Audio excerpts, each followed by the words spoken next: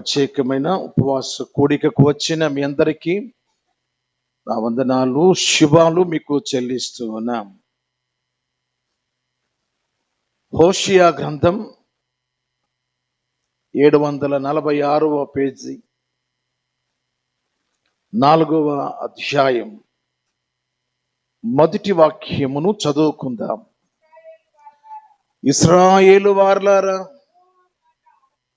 యెహోవా మాట ఆలకించుడి. సత్యమును కనికరమును దేవుని గూర్చిన జ్ఞానమును దేశమందు లేకపోవట చూచి యెహోవా దేశ నివాసులతో వేజ్యమాడుచున్నాడు. ఈరోజు ప్రియ దేవుని పిల్లలారా, దేవునికి కోపం వచ్చింది. ఇశ్రాయేలుల ప్రజలను చూచి ఆయన కోపం వచ్చింది. దేశంలో దేవుని గురించిన జ్ఞానం లేదట. దేశంలో దేవుని గురించిన జ్ఞానం లేదు. ఈరోజు చాలా మందికి దైవికమైన జ్ఞానం లేకపోవటం చేత దేవుడు ఎవరు అనేది అర్థం కాక ఈ లోక సంబంధమైన జ్ఞానంతో మిళితం చేసుకొని నేను చాలా జ్ఞానిని అనుకుంటున్నాడు. దేవుని గురించిన జ్ఞానము లేకపోవట దేవుడు వేజ్యమాడుతున్నాడట, కోపడుతున్నాడు. అక్కడ 6వ వచనం చూడండి. నా జనులు జ్ఞానము లేని వారై నశించుచున్నారు, నీవు జ్ఞానమును విసర్జించుచున్నావు. నా జనులు జ్ఞానము లేని వారై నశించుచున్నారు. ప్రియా దేవుని బిడలారా, దైవికమైన జ్ఞానము లేకపోతే ప్రజలు నశించిపోతారు. దైవ జ్ఞానం కావాలి.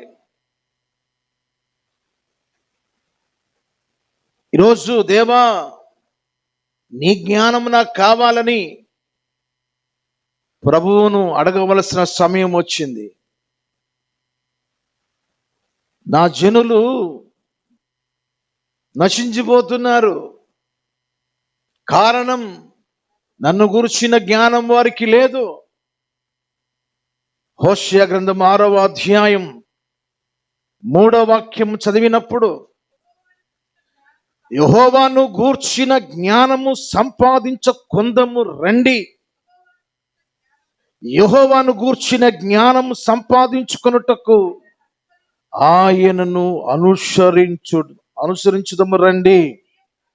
ఉదయము తప్పక వచ్చు రీతిని ఆయన ఉదయించును, వర్షం వలె ఆయన మన యొద్దకు వచ్చును. భూమిని తడిపునట్టి తొలకరి వర్షం, కడవరి వర్షం వలె ఆయన మన యొద్దకు వచ్చును. రండి రండి రండి, యెహోవాను గూర్చిన జ్ఞానమును సంపాదించుకుందాము. ఎక్కడికి రావాలి మనం? యెహోవాను గూర్చిన జ్ఞానాన్ని సంపాదించుకోవడానికి ఎక్కడికి రావాలి? జ్ఞానం కావాలి మనకు. యెహోవాను గూర్చిన జ్ఞానం కావాలి, దేవునిని గూర్చిన జ్ఞానం కావాలి. యోబు గ్రంథం 28వ అధ్యాయం 12వ వాక్యం, అయితే జ్ఞానము ఎక్కడ దొరుకును? వివేచన దొరుకు స్థలం ఎక్కడ? ఈరోజు ఎక్కడ? ఏ స్కూలు, ఏ కాలేజీ?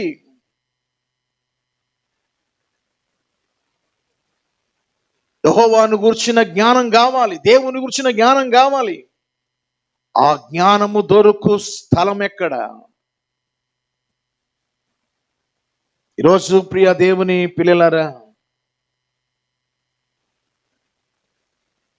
దైవికమైన జ్ఞానము లేకపోతే నశించిపోతాం. మరొక మాట, సామెతల గ్రంథం 9వ అధ్యాయం జ్ఞానము లేని వారై ఉండకూడి. ఇక జ్ఞానము లేని వారుగా ఉండకూడదు. మీరు జ్ఞానం కలిగి జీవించండి. లోకంలో లోక జ్ఞానం సమృద్ధి అమ్ముకుంటున్నారు. లోకంలో లోక జ్ఞానాన్ని లక్షలు పెట్టి అమ్ముతున్నారు. అది పనికిరాదు.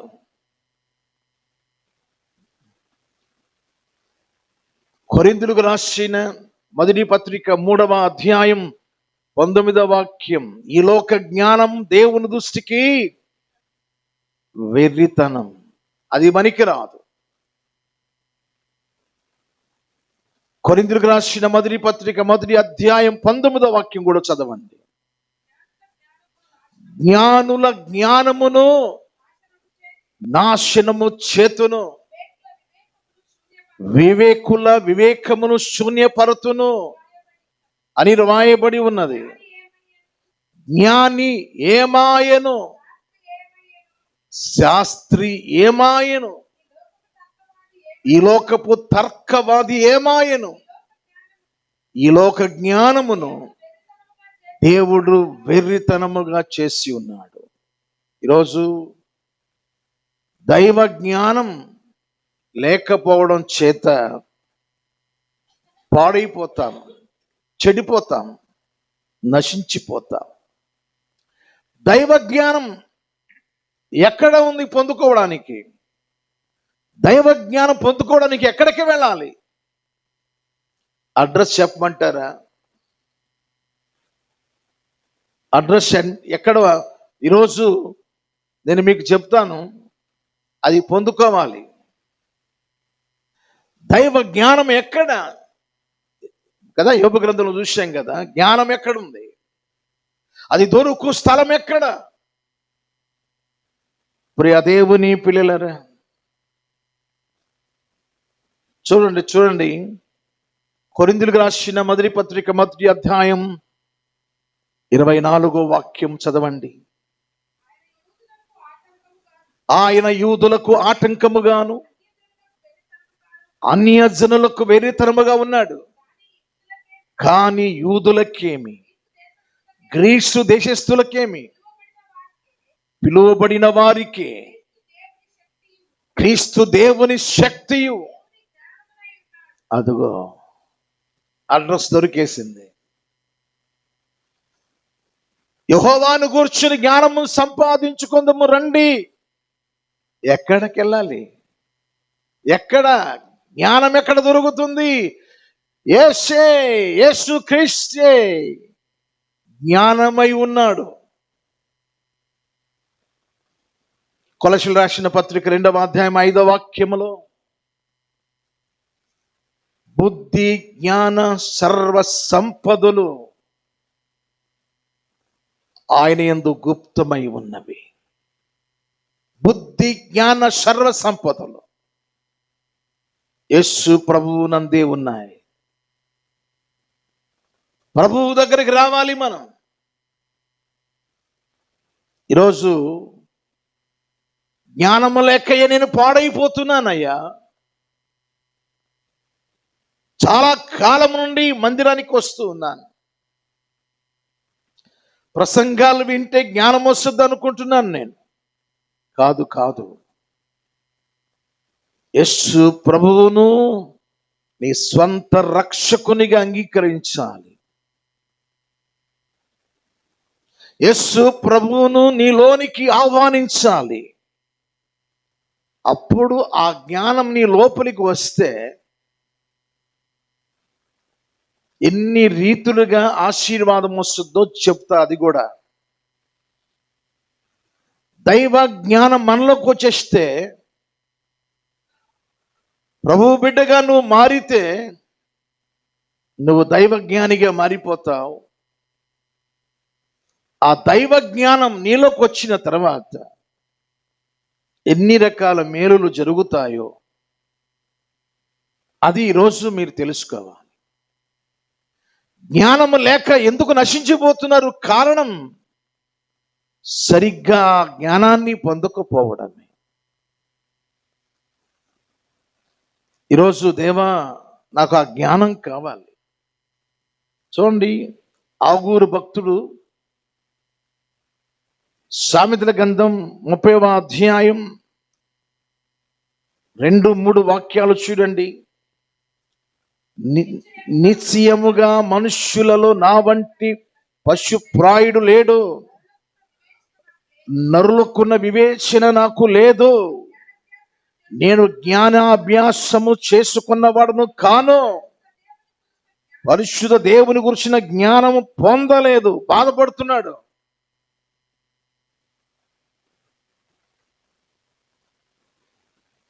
మనుష్యులలో నేను ఒక పశువు వంటి వాడను, జ్ఞానము లేకుండా బతుకుతున్నాను నేను. చాలా మందికి లోక సంబంధమైన జ్ఞానం సమృద్ధిగా ఉంటుంది. మాటకి మాట గారడి చేస్తుంటారు. మాటలతో మెడకేస్తే కాలుకేస్తే మెడకి ఒప్పుకుంటున్నాడు, నేను పశుప్రాయుడిని, నేను జ్ఞానం లేకపోతే అంతే.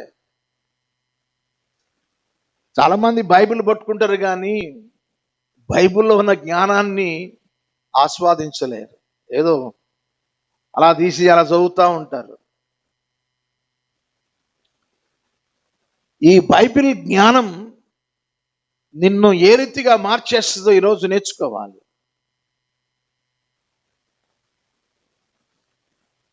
ఒక 2 మాటలు చెప్తాను చూడండి ప్రియులారా. ఫిలిప్పీయులకు రాసిన పత్రిక 1వ అధ్యాయం 9వ వాక్యాన్ని మీరు చదువుకుంటే అక్కడ ఒక జ్ఞానం ఉంటుంది ప్రియులారా. చదవండి. మీరు శ్రేష్టమైన కార్యములను వివేచింపగల వారొగుటకు మీ ప్రేమ తెలివితోను సకల విధములైన అనుభవ జ్ఞానము, అది వారికి ఉన్న జ్ఞానము అనుభవపూర్వకమైన జ్ఞానముతో కూడినది కనుక వారు ఎలా జీవిస్తున్నారు అక్కడ ఉంది ప్రియులారా. ఎంతో ప్రేమతో ఉంటున్నారట. అనుభవ జ్ఞానం కావాలి. యేసు ప్రభువుతో నీకు అనుభవం ఉండాలి. యేసు ప్రభుల వారితో అనుభవం ఉండాలి. అనుభవ జ్ఞానం ఉంటే నువ్వు ఎంతో ప్రేమ కలిగి ఉంటావు. అనుభవ జ్ఞానం కలిగి ఉంటే ఇంకా ఇంకా ఎన్నో కార్యాలు మనం అక్కడ చూడగలుగుతాం. అనుభవ జ్ఞానం కావాలి. తర్వాత ఫిలిప్పీయులకు రాసిన పత్రిక 3వ అధ్యాయం 8వ వాక్యం చూడండి. నిశ్చయముగా మన ప్రభువైన యేసు క్రీస్తును గూర్చిన, అదుగో అదుగో అదుగో అదుగో మన ప్రభువును గూర్చిన అతి శ్రేష్టమైన జ్ఞానమును,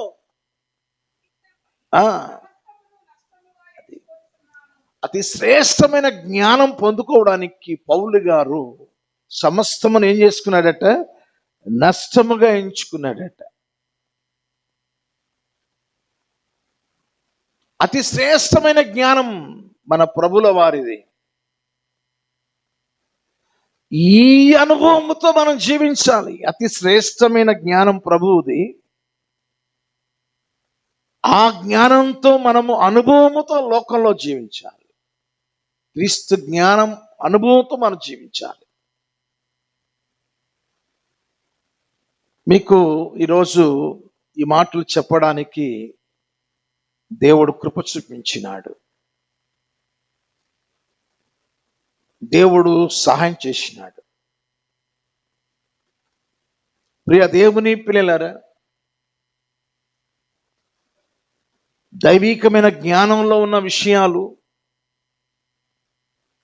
వాటిని పొందుకుంటే మన జీవితాలు ఏమవుతాయి? ఆ జ్ఞానాన్ని పొందుకుంటే మన జీవితాలు ఎలా ఉంటాయి? నేను కొన్ని మాటలు మీకు ఒక 5 విషయాలు చూపిస్తాను చూడండి. సామెతల గ్రంథం 11వ అధ్యాయం 30వ వాక్యాన్ని మనం చదువుకున్నప్పుడు ఈ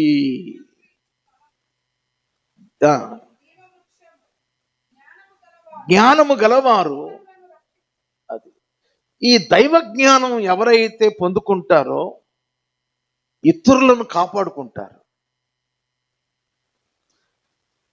వాడు చెడిపోతున్నాడంటే నువ్వు ఆ వ్యక్తికి చెప్పాలి, నువ్వు చెడిపోతున్నావు, నువ్వు పాడైపోతున్నావు, భ్రష్టుడైపోతున్నావు, చివరికి దేనికి పనికి రాకుండా పోతావు, అపవాది చేతుల్లో చిత్తుగా ఓడిపోయి ఉన్నావు, లే అని చెప్పాలి, పాపాన్ని విడిచిపెట్టని చెప్పాలి. ఇక్కడున్న మాట చూశారా? జ్ఞానము గలవారు ఇతరులను రక్షించుతురు. మీరు మీ జీవితంలో మీరు ఒక్కళ్ళే మిగిలితే పరలోకానికి వెళ్ళడం అసంభవం. మీ పని ఏంటంటే నీవలే మరొకరిని మారుస్తూ ఉండాలి. ఎంతమందిని మార్చావు? నీవలే ఇతరులను మారుస్తూ ఉండాలి. అప్పుడు నువ్వు జ్ఞానివి. మీ ఇంట్లో ఉన్న ఆయన్నే ఇంట్లో పెట్టి వచ్చి కూర్చుంటివి ఇక్కడికి. నీ ఇంట్లో ఉన్న పిల్లల్ని అందరిని వదిలిపెట్టేసి నేను వచ్చేలోపు అన్నం కూర వండి పెట్టమ్మా వచ్చి తింటా అని చెప్పొచ్చి కూర్చుంటివి. దైవ జ్ఞానం గురించి నీకు సరైన అవగాహన లేకపోతే ఇతరుల క్షేమం గురించి నీకేం అర్థమవుతుంది? జ్ఞానం లేక కదా పాడైపోతున్నారు. నువ్వు జ్ఞానం కలిగిన దానివి ఏమవుతావు తెలుసా? జ్ఞానవంతురాలు తన ఇంటిని కట్టుకుంటుంది. బుద్ధిమంతుడు ఏం చేస్తాడు? బండ మీద ఇల్లు కట్టుకుంటాడు, తన ఇంటిని రక్షించుకుంటాడు. జ్ఞానము గలవారు ఏం చేస్తారు? ఇతరులను రక్షిస్తారు. ఎంతమంది రక్షించారు మీరు? చెప్పండి. నిన్ను గూర్చి ఇతరులకి ఏం తెలుసుకుంటున్నారు? ఎటువంటి జ్ఞానం పొందుకున్నావు నీవు?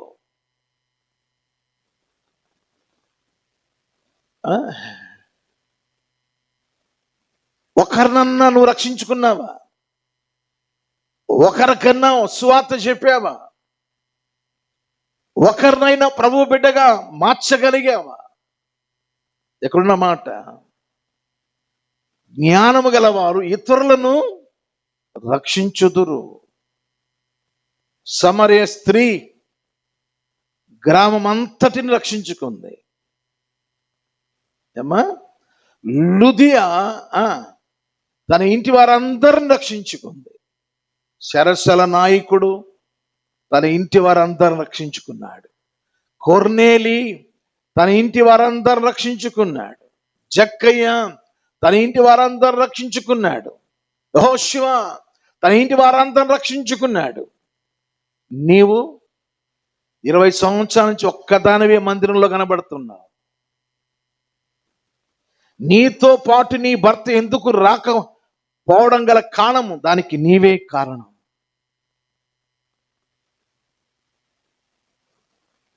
జ్ఞానం కలిగిన వారు ఇతరులను రక్షిస్తారు. భర్తకి అన్నం పెడతావు, నీళ్లు తోడుతావు, కబుర్లు చెప్తావు, సరదాలుగా మాట్లాడతావు, బజారు తిరుగుతావు, పెళ్ళికి వెళ్తావు. ఆయనతో పాటు అన్నిట్లో భర్త కావాలి. మందిరానికి ఎందుకు నీతో రాలేకపోతున్నాడు? కారణం నీవే దానికి కారణం. అర్థమైందా? జ్ఞానవంతురాలు తన ఇంటిని కట్టుకుంటుంది. ఉపవాసం ఉండి ప్రార్థన చేయాలి. ఉపవాసం ఉండి ప్రార్థన చేయాలి. అట్టిది పోవాలి అంటే ఉపవాస ప్రార్థన చేయాలని ప్రభు చెప్పాడు. చాలా మంది ఇళ్లలో దయ్యాలు నివసిస్తున్నాయి. మార్కు సువార్త 9వ అధ్యాయంలో కదా 29వ వాక్యంలో ఉంది. అటువంటి దయ్యాలు పోవాలంటే ఉపవాస ప్రార్థన చేయాలని ఉంది అక్కడ. కాబట్టి దయ్యపు శక్తులు పోవాలంటే నీ ఇంట్లో ఉన్న చెడిపోయిన ఆ కుమారుడు, చెడిపోయిన నీ కుమార్తె, చెడిపోయిన నీ భర్త, పాపములో మునిగి తేలాడుచున్న వారిని, నీ ఇంటి వారందరినీ మందిరానికి తీసుకురావాలంటే నువ్వు ఉపవాసం ఉండి ప్రార్థించాలి. 3 రోజుల్లో, 7 రోజుల్లో, 21 రోజుల్లో, 40 రోజుల్లో, 50 రోజుల్లో సంఘాలలో ఎందుకు ఉపవాస ప్రార్థనలు జరుగుతున్నాయి? కుటుంబాన్ని ఆత్మీయంగా రక్షించుకోవడానికి. నెలకొక్కసారి ఒక పూట కూడా ఉపవాసం లేకపోతే నీకు రక్షణ గురించి నీ విలువ నీకేం తెలుస్తుంది? బైబిల్లో పౌలు గారు చెప్పిన మాట అదే. నేను బోధించిన తర్వాత భ్రష్ణ అవుతానేమో అని నా శరీరం నేను ఏం చేసుకుంటున్నాను? నల్లగొట్టుచున్నాను నేను. అదే ఉపవాస ప్రార్థన. ఈరోజు ప్రియ దేవుని పిల్లలారా, జ్ఞానం పొందుకుంటే నీ పని ఏంటంటే ఇతరులను రక్షిస్తూ ఉంటావు. సమరే స్త్రీలాగా ఇతరులను రక్షిస్తూ ఉంటావు. అన్న ప్రవక్తిలాగా అనేకులకు చెప్తావు. రెండో విషయం చెప్తాను చూడండి. సామెతల గ్రంథం 29వ అధ్యాయం 8వ వాక్యం. అపహాసకులు పట్టణము తల్లడిల్లు చేయుదురు, జ్ఞానులు కోపము చలార్చెదరు. జ్ఞానులు ఏం చేస్తారు? కోపాన్ని ఏం చేస్తారు? చల్లార్చెదరు. ఎవరికైనా గొడవలు పడుతున్నాయి అనుకోండి, కొంతమంది రెచ్చగొట్టడానికి అటు చేరుతారు. కొన్ని నలుగురు, ఇటు నలుగురు చేరుతారు, అటు నలుగురు చేరుతారు. కుమ్ముకోవాలంతే. పోలీస్ స్టేషన్ వెళ్ళిన దాకా కొట్టుకోవాలి కర్రలతో. ఎవరయ్యా వీళ్ళంటే మందిరానికి వెళ్ళేవాళ్ళే. ఆ మందిరాన్ని 2 చేస్తారు. జ్ఞానం కలిగిన వాడు ఏం చేస్తాడు? ఆ కలహాన్ని ఏం చేస్తాడు? చలారుస్తాడు. ఏంటో మీకు గొడవలు ఏంటి? తెల్లారి ముఖం చూసుకోవాలి కదా. ఒకే పేటలో ఉండేవారు, ఒకే ఇంటిలో ఉండేవారు, ఒకే ఇంటి పేరుతో రక్త సంబంధికులైన వారు. జ్ఞానులు కోపాన్ని చలార్చెదరు. రెచ్చగొడుతున్నావా ఇతరుల్ని?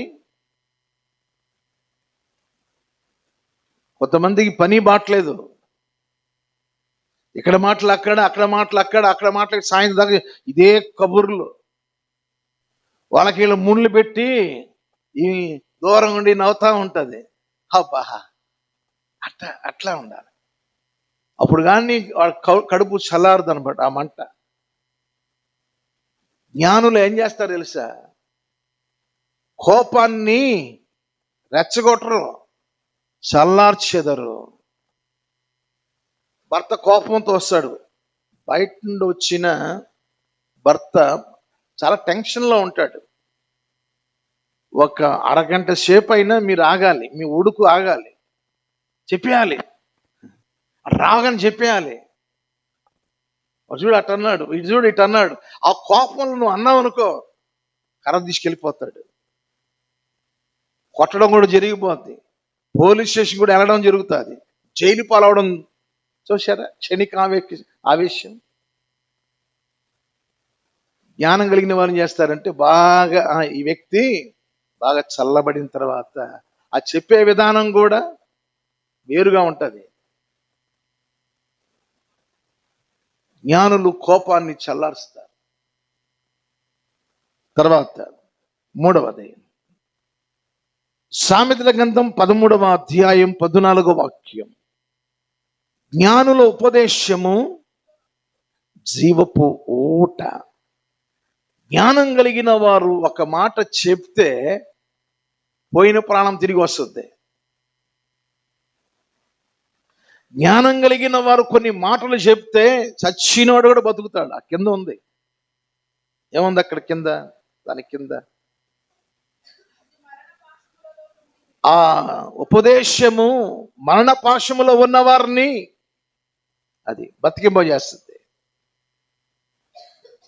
శాపములో ఉన్న వారిని బతికింపజేస్తుంది. జ్ఞానుపదేశం జీవపు ఊట. మీ మాటలు అనేకులకు బతుకు తెరువు ఇవ్వాలి.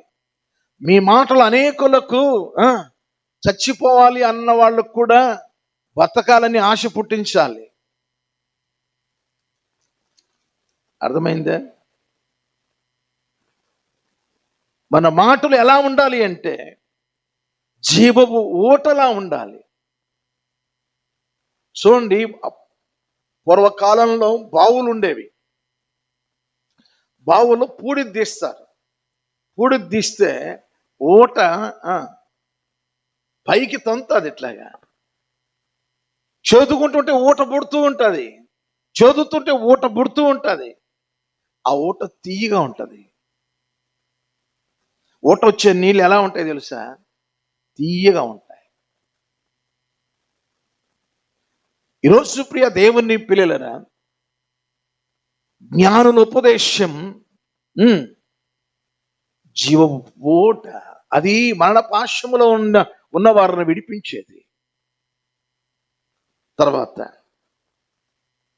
4వది సామెతల గ్రంథం 27వ అధ్యాయం 12వ వాక్యం చదవండి.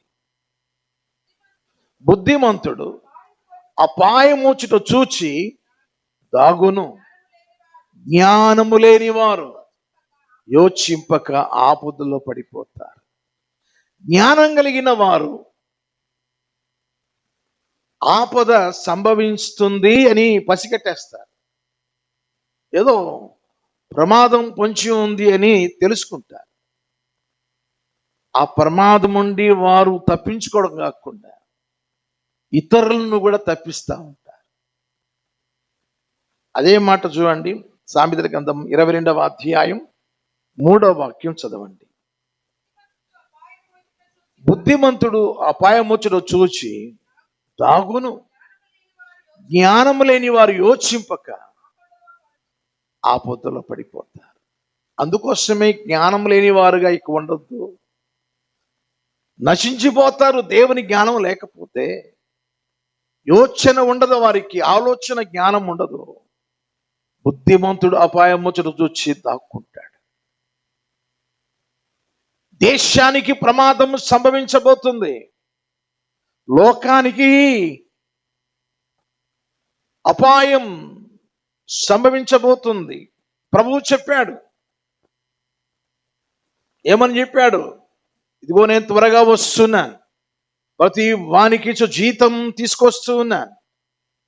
మరి ఆ జీతం జీవార్థమైతే బాగుంటుంది, కానీ తీర్పు పునరుద్ధానంలో నీవు పాపిగా తేలితే నిన్ను తప్పించే నాదుడున్నాడు, నిత్య నరకానికి వెళ్ళిపోతావు. ఈరోజు దేనికోసం ప్రార్థన చేయాలి తెలుసా? దైవ జ్ఞానం కావాలని ప్రార్థన చేసుకో. జ్ఞానం కలిగి ఉంటే అపాయాన్ని పొంచి దాక్కుంటావు. చివరిది మత్తయి సువార్త 2వ అధ్యాయం 2 వాక్యాలు. ఇదిగో యూదుల రాజుగా పుట్టినవాడు ఎక్కడ ఉన్నాడు? మేము ఆయనను ఆరాధించుటకు వచ్చాం. తూర్పు దేశపు జ్ఞానులు ఏం చేస్తారో తెలుసా? నిజదేవుని ఆరాధిస్తారు, నిజదేవుని పూజిస్తారు. కనుక ఈరోజు ప్రియ దేవుని పిల్లలారా, జ్ఞానులు నిజమైన ఆరాధన చేస్తారు. ఇలాగా మనం ఎన్నో విషయాలు మనం నేర్చుకోవచ్చు. అయితే సామెతల గ్రంథంలోకి మనం కొన్ని ఆత్మీయ విషయాలను మనం ఈరోజు జ్ఞానం పొందుకోవడానికి దేవుడు కొన్ని విషయాలను మన కొరకు రాసి పెట్టాడు. సామెతల గ్రంథం 30వ అధ్యాయం 24 నుండి వరుసగా చదవండి. భూమి మీద చిన్నవి 4 కలవు, అయినను అవి మిక్కిలి జ్ఞానము గలవి. చూడండి అమ్మా, భూమి మీద చిన్న జీవులు 4 ఉన్నాయట. అవట మిక్కిలి జ్ఞానం కలిగి ఉంటాయట. ఎంత జ్ఞానమో! అవి చిన్న జీవులు. చెప్పండి అమ్మా, చిన్న జీవులు, 4 జీవులు. వాటి గురించి మిక్కిలి జ్ఞానం కలిగినవి అవి. ఆ 4 జీవులు మిక్కిలి జ్ఞానం కలిగి ఉంటాయి. ఒకసారి యోబు గ్రంథం 12వ అధ్యాయం 7-9 వచనాలు చదవండి. అయినను మృగములను విచారించు, ఆ మృగాలు నీకు మంచి విషయాలు బోధిస్తాయి. ఆకాశ పక్షుల గురించి విచారించు, అవి కొన్ని సత్యాలు మీకు తెలియజేస్తాయి. భూమిని గురించి ధ్యానిస్తే అది కూడా నీకు మంచి విషయాలు బోధిస్తుంది. సముద్రంలో ఉన్న చేపలను నువ్వు అడిగితే అవి కూడా మీకు మంచి విషయాలు బోధిస్తాయి. వీటన్నిటిని బట్టి నువ్వు కానీ ఆలోచన చేస్తే యెహోవా హస్తం. మనం కూర్చొని కనబడే ఆ చెట్టు గురించి, కనబడే పశువుల గురించి, కనబడే ఆ పువ్వుల గురించి, కనబడే వాటన్నిటి గురించి నువ్వు ఆలోచన చేయాలి. అదే అక్కడ చెప్తున్నాడు. నీవు పక్షుల గురించి అడిగితే పక్షులు నీకు బోధిస్తాయి. మృగాలను అంటే జంతువుల గురించి నువ్వు అడిగితే ఆ జంతువులు మీకు కొన్ని సత్యాలు చెప్తాయి. నువ్వు ఆకాశాన్ని గురించి, దేని గురించైనా ఈ ప్రపంచంలో నువ్వు దేనిని గురించి నన్ను ఆలోచన నువ్వు చేయగలిగితే వాటి ద్వారా నీకు జ్ఞానం వస్తుంది. ఎప్పుడైనా మీరు ఈ పని చేశారా? ఎప్పుడైనా ఏమ్మా, ఎప్పుడైనా ఇటువంటి పని చేశారా? మీరు కూర్చొని ఆలోచన చేయని కొన్ని వస్తువుల గురించి కూర్చొని, ఇక్కడ కాదు, ఇప్పుడు కాదు, ఇప్పుడు నేను మీతో మాట్లాడుతున్నాను, మళ్ళీ అట్లా వెళ్ళబోకండి. అట్లాగే వెళ్ళిపోతే ఈ వాక్యం పోతుంది. ఇప్పుడు కాదు, మీరు ఒంటరి కూర్చున్నప్పుడు ఇదేంటి అని ప్రశ్నతో ప్రారంభించండి. అది చెప్తుంది అదేంటో. అలాగా చిన్న జీవులే 4, ఆ 4 మిక్కిలి జ్ఞానం బోధిస్తాయి, మిక్కిలి జ్ఞానం కలిగి ఉంటాయి. మొదటిది చూడండి ప్రియులారా, చదవండి. చీమలు, సామెతల గ్రంథం 30వ అధ్యాయం 25వ వాక్యం. చీమలు బలము లేని జీవులు అయినను అవి వేసవిలో తమ ఆహారమును సిద్ధపరుచుకుని. మొదటిది చిన్న బలము లేని చీమలు, చిన్నవి. అవట వేసవి కాలంలో ఆహారాన్ని సిద్ధపరచుకును. ఎందుకని? మీరు సామెతల గ్రంథము 6వ అధ్యాయం 8వ వాక్యం మీరు చదివితే, చీమలు వేసవి కాలమందు ఆహారాన్ని సిద్ధపరచుకుంటాయి. అదిగో కోతకాలం మందు ఏంటి, ఏ ఆహారం అంటే ధాన్యం కూర్చుకుంటాయి. ఎందుకంటే వర్షాకాలంలో ఆహారాన్ని కూర్చుకోవడానికి వీలు పడదు. నేను ఒకసారి ఆన్లైన్లో చూశాను చీమల గురించి, వాటి ఆహారపు నిల్వల గురించి. చాలా గదులుగా లోపల కట్టుకుంటాయి. లోపల మనం ఇల్లు కట్టుకుంటాం కదా, భూమి లోపల అవి ఇల్లు కడతాయి. ఎలాగా? పంచదారకి ఒక గోడం, ధాన్యానికి ఒక గోడం, తర్వాత బెల్లం ఉందనుకోండి, పప్పులు ఉన్నాయనుకోండి, దానికి సపరేట్గా అవి. నేను చెప్పేది నిజం, వాస్తవం నేను చెప్పేది. మీకు తెలుసా? అవి లోపల మీరు చూడండి, చీమల పుట్టలు చూడండి, లోపల గట్టిగా ఉంటుంది. ఇది సిమెంట్ వేసినట్టే, గదులు కట్టుకుంటే లోపల కాస్త చేయబెట్టి చూడండి, కుట్టేస్తాయి. ఎందుకని? దాని త్వరలో మరి పెడితే కొట్టవా? అట్లా కాదు. ఎట్లా చూడాలంటే వాటిని మెల్లగా ఏదన్నా తీసుకొని చక్కగా మీరు చూస్తే గదులు గదులుగా మీకు దొరుకుతాయి. అరే బియ్యం ఉన్నాయి ఇక్కడ, పంచదార ఉంది ఏంది ఇక్కడ? అవును, వర్షాకాలంలో అవి కూర్చొని తింటాయి లోపల. ఎవరు నేర్పారు వీటికి అలా చేయమని? ఎవరు నేర్పారు? దేవుడు. బలము లేని చిన్న జీవులే అపాయము వచ్చి ఉంది అని ముందుగానే వర్షాకాలంలో ఉక్కిరి బిక్కిరి అయిపోతాయి, చచ్చిపోతాయి. లోపలే ఉంటాయి అవి, భూమి లోపలే ఉంటాయి. అవి ఎప్పుడు కనబడతాయి? చలికాలంలోనూ వేసవి కాలంలోనే కనబడతాయి. వర్షాకాలంలో అవి కనబడవు. అవి భూమి లోపల వాటి గదుల్లో ఉంటాయి, తింటూ లోపల అవి కట్టుకున్న ఇళ్లల్లో అవి ఉంటాయి. ఎంత ఆహారము అంటే ఏమా సరిపడు ఆహారం. ఈరోజు క్రీస్తునందు నా ప్రియమైన దేవుని పిల్లలారా, బలము లేని చిన్న జీవులే కానీ వర్షాకాలంలో మనం ఆహారాన్ని సమకూర్చుకోలేం కనుక అవి ఏం చేస్తున్నాయి?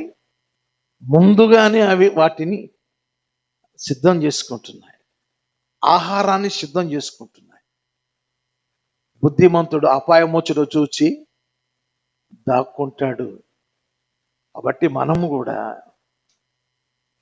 అపాయ సమయంలో, కష్టకాలమందు, సమస్యల్లో పడిపోకముందే జాగ్రత్త పడాలి.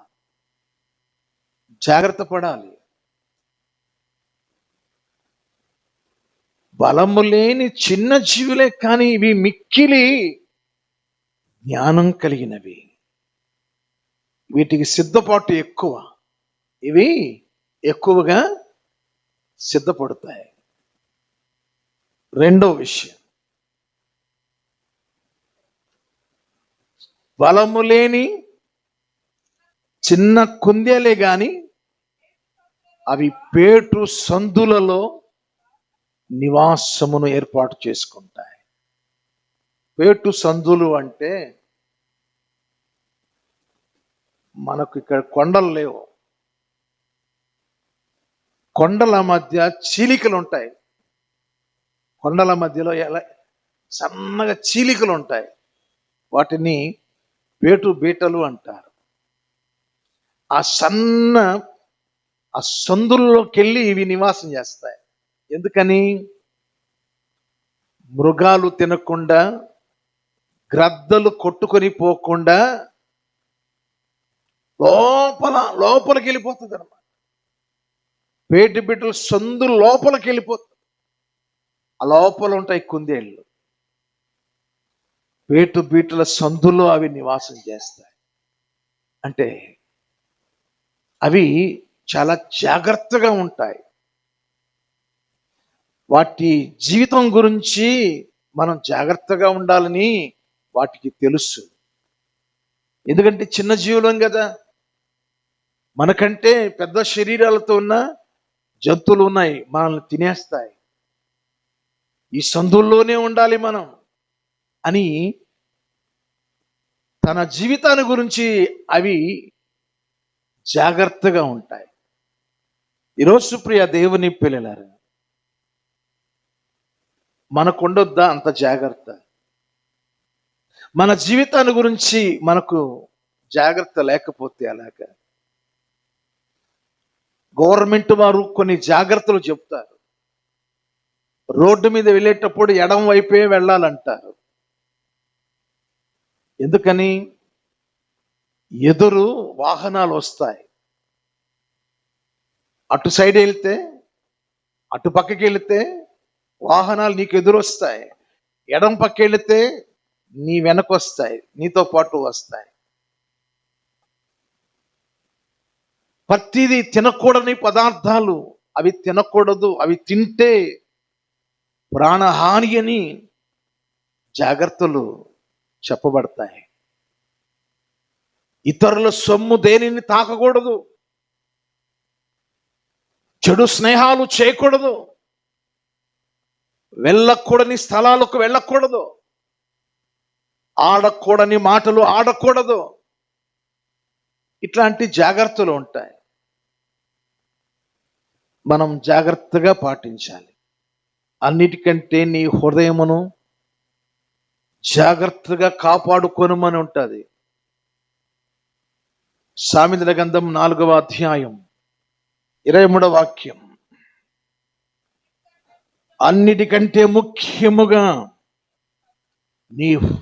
నీ హృదయమును భద్రముగా జాగ్రత్తగా కాపాడుకో. చాలా మందికి లూజుగా ఉంటారు మనిషి, పటిష్టంగా ఉండదు వాళ్ళ మైండ్ సెట్. చాలా జాగ్రత్తగా ఉండాలి, జీవితం మీద జాగ్రత్త ఉండాలి. చూశారా, బీటల సందులలో బలము లేని జీవులు అవి జాగ్రత్తగా బతుకుతున్నాయి. బండ అంటే యేసు ప్రభువారు, బండ సందులు అంటే యేసుక్రీస్తు వారు సిలువలోకి వెళ్ళి నీ కోసం నా కోసం గాయపరచబడ్డాడు. ఆ గాయాల్లోకి వెళ్ళి మనము మన పాప వ్యాధిని బాగు చేసుకోవాలి. బండ సందులు అంటే బీటలు అంటే యేసు ప్రభువు అనేక గాయాలు. పరమగీతం 2వ అధ్యాయం 14వ వాక్యం. బండ సందులలో ఎగురున పావురమ, బీటలను ఆశ్రయించు నా పావురమ, నీ స్వరం మధురం, నీ ముఖం మనోహరం. బండ సందులలో ఎగురున పావురమ, బీటలను ఆశ్రయించు నా పావురమ, నీ స్వరం మధురం. ఎవరైతే యేసుక్రీస్తు వారి యొక్క కల్వరి రక్తంలో ఆయన పొందిన దెబ్బల చేత స్వస్థత పొందుతారో వారి పాట పాడితే మధురంగా ఉంటుంది. వారి ముఖం నాకు కనబడాలి, తేజస్సుగా ఉంటుంది. ఈరోజు ప్రియ దేవుని పిల్లలారా, బలము లేని చిన్న జీవులే కానీ అవి జ్ఞానాన్ని బోధిస్తూ ఉన్నాయి. ఈస్కేల్ గ్రంథంలో ఒక చక్కని మాట ఉంటుంది. 22వ అధ్యాయం 30వ వాక్యం. బండ సందులలో నా పక్షంగా నిలుచువాడు ఎవడో దేశం రక్షణ పొందుకోవడానికి, దేశముకున్న ప్రాకార గోడలు దిట్టపరచుటకు, బద్దలైన సందులలో నిలుచుటకు తగినవాడు ఎవడు? బండ సందులలో నిలుచుటకు తగినవాడు ఎవడు? యేసుక్రీస్తు వారి గాయాలలో నిలబడి అనేకుల ప్రాకార రక్షణ గోడలను దిట్టపరచువాడు ఎవరు? రక్షణ ప్రాకార గోడలను కట్టువారు ఎవరు? పడిపోకుండా వారి ప్రాకార రక్షణ గోడలను కాపాడేది ఎవరు? బండ సందులో నిలుచువారు ఎవరు? చిన్న కుందేలు ఎంత ఆత్మీయ పాఠం బోధిస్తుందండి చిన్న కుందేలు. 3వ చిన్న జీవి మిడుత. చెప్పండి, మిడుత గురించి అక్కడ వాటికి రాజు లేడు. పంక్తులు తీరి, పంక్తులు అంటే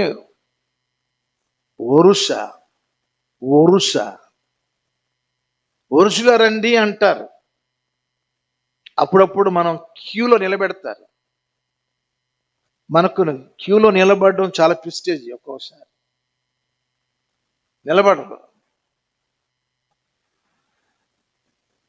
అది చక్కగా కూడా నిలబడరు.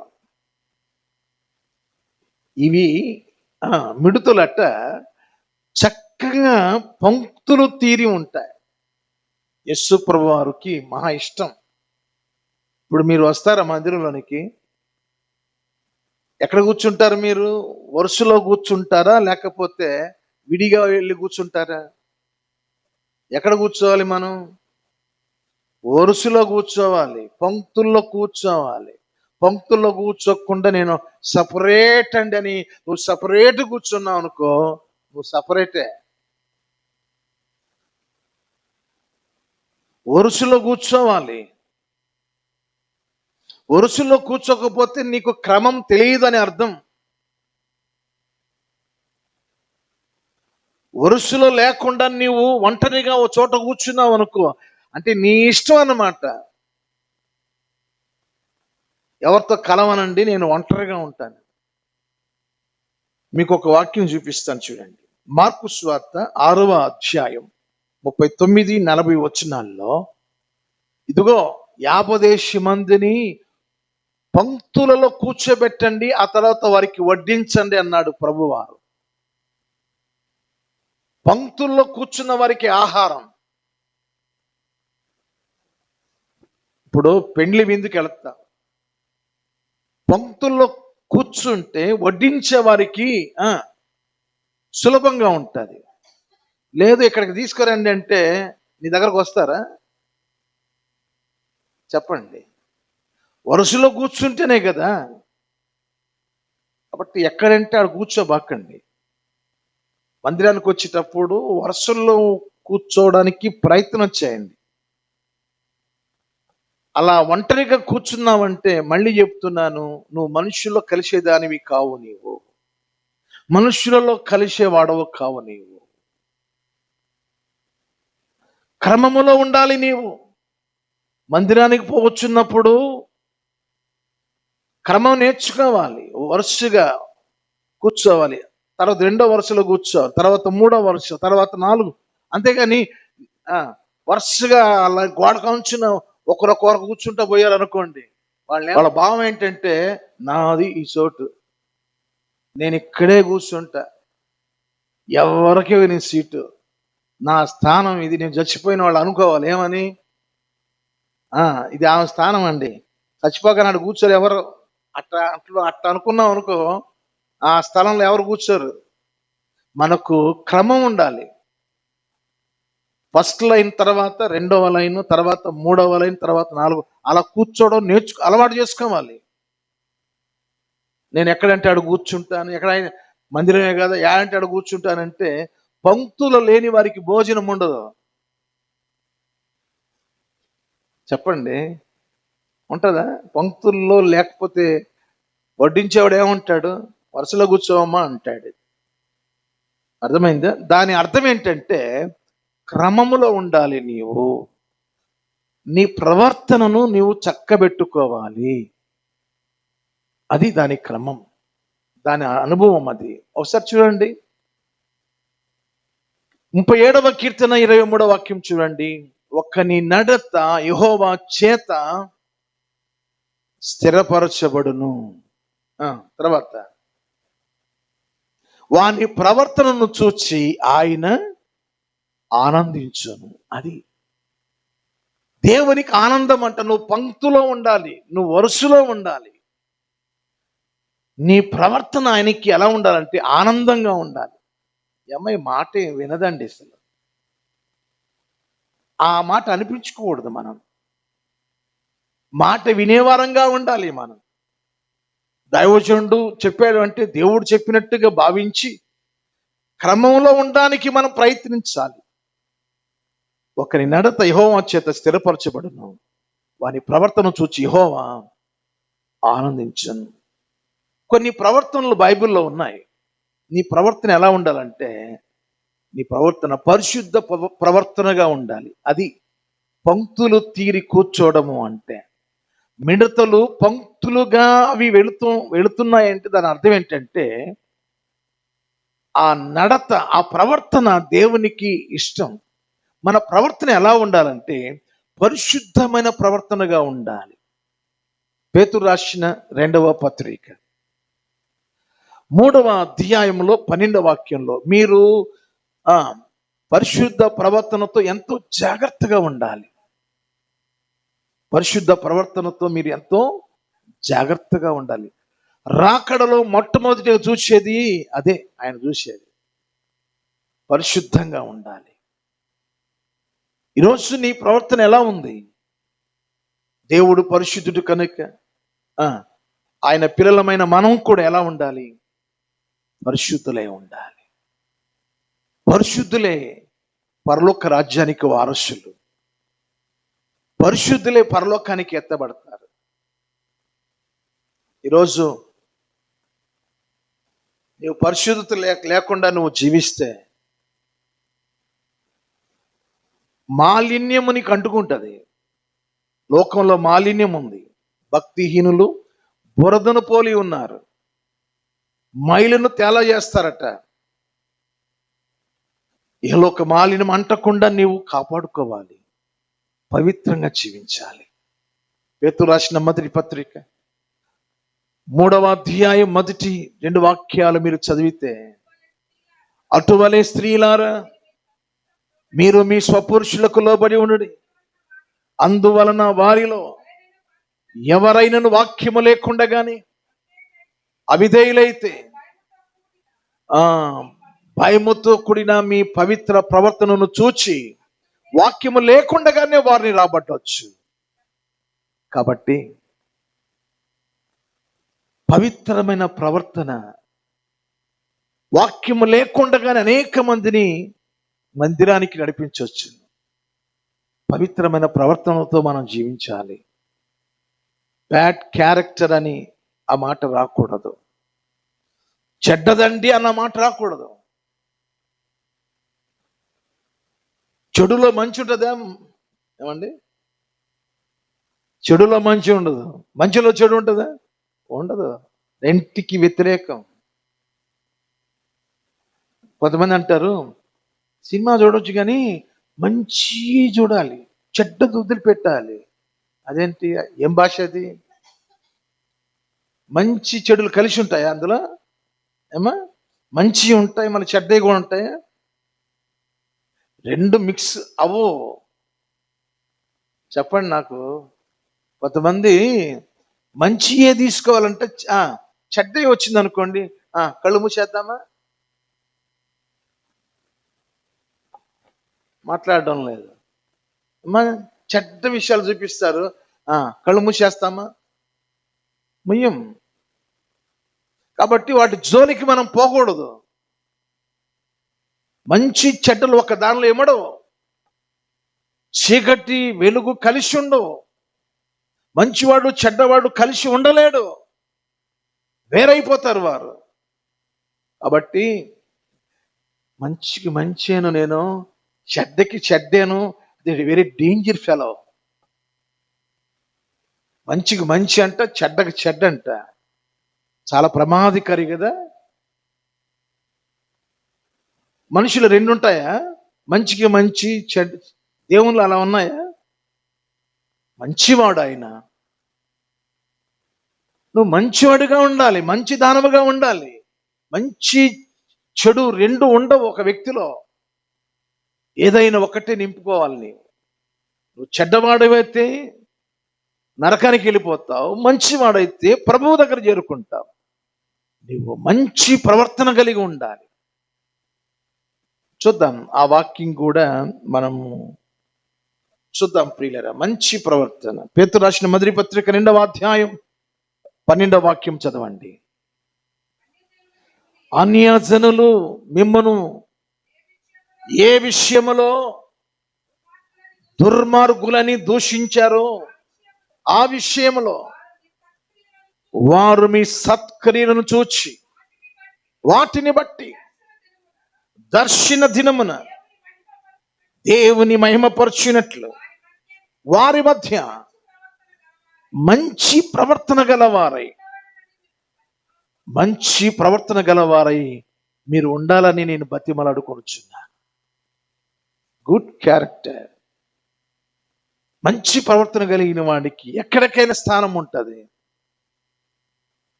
మంచి ప్రవర్తన కలిగి ఎవరైతే దుర్మార్గులు అన్నారో మనల్ని, అక్కడే మన సత్ప్రవర్తన చూచి, మంచి ప్రవర్తన చూసి దర్శన కాలమందు వారు సిగ్గుపడతారు. వారు ఈ టాపిక్ అంతా ఎందుకు వస్తుందంటే, జ్ఞానంలో ఉంది ఎంత. మిక్కిలి జ్ఞానం కలిగిన జీవులివి, జ్ఞానం కలిగిన జీవులు. ఎక్కడున్నాం మనం? మిడుతులట క్రమములో ఉంటాయి, పంక్తులు తీరి వెళతాయి. వాటికి రాజు లేకపోయినా పంక్తులు తీరి వెళతాయి. చెప్పాల్సిన అవసరం లేదండి. నీ నడక గురించి నీకు బాగా తెలుసు. మంచిగా బతకాలి మనం. మంచి ప్రవర్తన కలిగి బతికితే పరలోకానికి చేరుకుంటాం. ఎందుకంటే ఇప్పటికే చాలా సమయం పట్టింది. ఆ చివరిది చెప్పేసి నేను ప్రార్థన చేస్తాను. 4వ జీవి, బల్లిని నీ చేతితో నీవు ముట్టువనగలవు, అయినను అవి రాజుల గృహంలో ఉన్నాయి. ప్రియ దేవుని పిల్లలారా, మన ఇళ్ళల్లో ఉన్నట్టు రాజుల ఇళ్లలో కూడా ఉంటాయా? అరే, పేదవాళ్ళ ఇళ్లలోనే ఉంటాయి అనుకున్నాను నేను. రాజుల ఇళ్లలో కూడా ఉంటాయా? చెప్పండి. రాజుల ఇళ్లలో కూడా ఉంటాయా? ఏమా ఉంటాయా? ఏంది, బైబిల్లో ఉంది కదా ఉంటాయని చెప్పండి. మరి ఇంకేంది, బైబిల్ చెప్తుంది కదా. మీ ఇంటి దగ్గరే బలిని నువ్వు ముట్టుకుంటావు, అదే బల్లి రాజు ఇళ్లలో కూడా ఉంటుంది. ఎంత స్పెషల్గా ఉంది కదా ఈ మాట. ఈ బల్లి ఏం చెబుతుందో మనకు? నేను అన్ని చోట్ల ఉంటాను నేను అని చెప్తుంది. చూడండి ప్రియులారా, సామెతల గ్రంథం 22వ అధ్యాయం 29వ వాక్యం చూడండి. తన పనిలో నిపుణత గలవానిని సూచితివా, అల్పులైన వారి ఎదుట కాదు. దేవునికి మహిమ కలుగునుగాక. తన పనిలో నిపుణత కలిగిన వాడు అల్పులైన వారి ఎదుట కాదు, రాజుల ఎదుటనే నిలుచును.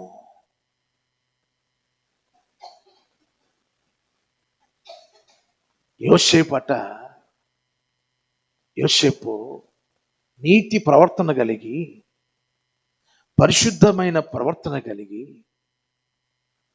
భక్తిని కాపాడుకుంటున్న సందర్భంలో రాజుగారు చెప్పిన మాట ఏంటంటే, నా ఇంటికి కూడా నీవు అధికారివే. నా ఇంటి మొదలుకొని దేశంలో ప్రతి ఇంటి వారు కూడా నీ సెలవు లేకుండా కాలు తీసి కాలు వేసేదానికి లేదు. అబ్బా, ఏమి అద్భుతం, ఏమి అద్భుతం. నీ సెలవు లేకుండా ఏ ఇంటి వారు ఏమి చేసేదానికి లేదు. రాజు సైతం పేరుకు రాసే గాని పవర్ అంతా యోసేపుదే. తన పనిలో భక్తి చేస్తున్నావా? నిక్కచ్చిగా చేయి. నేను అదే చెప్తాను. మంచి రోజులు వస్తాయి. ఎవరెవరైతే నీతో చెలగాటమాడారో, ఎవరెవరైతే నిన్ను చిన్న చూపు చూచారో, ఒక రోజున సిగ్గుపడతాడు వాడు. నీ కాళ్ళ దగ్గరకు వస్తాడు. అలా చేస్తాడు దేవుడు. నిపుణత కావాలి. నిపుణత అంటే భక్తిలో అత్యాశక్తి కలిగి, దైవాశక్తి కలిగి, శ్రేష్టమైన భక్తి కలిగి నీవు జీవిస్తే, జ్ఞానములో విశేషమైన జ్ఞానం, అతి శ్రేష్టమైన జ్ఞానం కలిగి ఉంటే, అల్పులైన వారి ఎదుట కాదు, జ్ఞానుల ఎదుటను, అధికారుల ఎదుటను, రాజుల ఎదుటను నిన్ను నిలబెడతాడు. ఈరోజు క్రీస్తునందు నా ప్రియమైన దేవుని బిడ్డలారా, ఏమి జ్ఞానము లేని దానను అనవద్దు, జ్ఞానము లేని వాడు అనవద్దు. దేవుని సన్నిధిలో ప్రార్థించో, దేవా ఎప్పుడు ఎలా మాట్లాడాలో, ఏ రీతిగా ప్రవర్తించాలో, ఏ రీతిగా జీవించాలో నాకు నేర్పించు. 43వ కీర్తన 10వ వాక్యములో, దేవా నీ చిత్తానుసారముగా ప్రవర్తించుటకు నాకు నేర్పించు. దేవా దేవా నీ జ్ఞానం కలిగిన బిడ్డగా నన్ను అభిషేకించు. అల్పులైన వారి ఎదుట కాదయ్యా, రాజుల ఎదుట ఉన్నట్టు అయ్యా నేను విశేషమైన జ్ఞానం కావాలయ్యా నాకు. ఈరోజు నా ప్రియ దేవుని బిడ్డ,